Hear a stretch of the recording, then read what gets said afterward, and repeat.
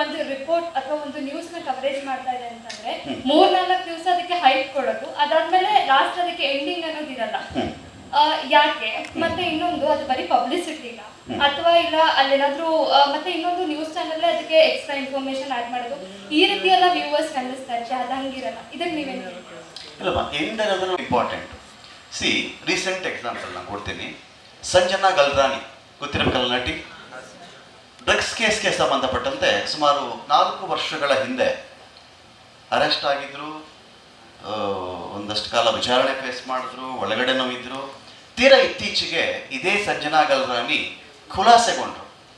ಅವರ ಮನೆಯಲ್ಲಿ ಯಾವುದೇ ರೀತಿಯಲ್ಲಿ ಆ ಥರದ್ದು ಮಾದಕ ವಸ್ತು ಇನ್ನೊಂದು ಮತ್ತೊಂದು ಸಿಗ್ಲಿಲ್ಲ ಅಂತ ಹೇಳಿ ಖುಲಾಸೆಗೊಂಡ್ರು. ಆ ಖುಲಾಸೆಗೊಂಡ ಸುದ್ದಿಯನ್ನು ಫಾಲೋ ಅಪ್ ಮಾಡಿ ಅದರ ಬಗ್ಗೆ ಅರ್ಧ ಗಂಟೆ ಸ್ಪೆಷಲ್ ಎಪಿಸೋಡ್ ಮಾಡಿದಂಥ ವಾಹಿನಿ ಕರ್ನಾಟಕದಲ್ಲಿ ಯಾವ್ದಾದ್ರು ಇದ್ರೆ ಅದು TV5 Kannada.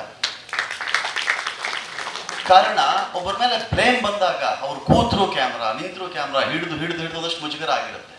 ಅವತ್ತಿಗೆ talk of the town ಅವರು. ಅದನ್ನು ನಾವು ತೋರಿಸಲೇಬೇಕು. ಜನ ಕೂಡ ನಿರೀಕ್ಷೆ ಮಾಡ್ತಾ ಇರ್ತಾರೆ.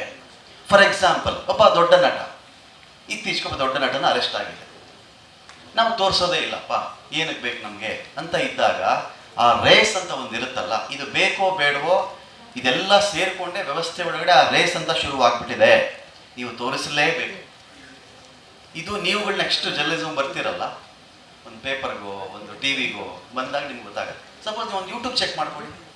ಯೂಟ್ಯೂಬ್ ಯಾರನ್ನ ನೋಡ್ತೀರಾ ಅಂದ್ರೆ ಫಾಲೋವರ್ಸ್ ಇರ್ತೀರಿ, ಒಂದಷ್ಟು ಯೂಟ್ಯೂಬ್ ವಾಹಿನಿಗಳಿಗೆ ಫಾಲೋವರ್ಸ್ ಇರ್ತೀರಿ. ನಿಮ್ಮದೇ ಯೂಟ್ಯೂಬಲ್ಲಿ ನೀವು ಕೊಡ್ತಕ್ಕಂಥ ಕಂಟೆಂಟ್ಗಳು 30 ವರ್ಷದ ಹಿಂದೆ ಒಂದು ಸೂತ್ರ ಇತ್ತಲ್ಲ, ಆ ಸೂತ್ರದ ಪ್ರಕಾರ ಇದೆಯಾ ಕಂಟೆಂಟ್? ಅದು ನೋ. ಯಾವುದು ಜನಪ್ರಿಯವೋ ಪಾಪ್ಯುಲಿಸ್ಟ್ ಮಾಡೆಲ್ ರೀತಿಯಲ್ಲಿ ಹೋಗ್ತಾ ಇರುತ್ತೆ. ಅದೇ ರೀಸನ್ ಅದು. ಬಟ್ ಫಾಲೋ ಅಪ್ ಮಾಡಬೇಕಾಗಿರೋದು ಧರ್ಮ ಮಾಡಲೇಬೇಕು.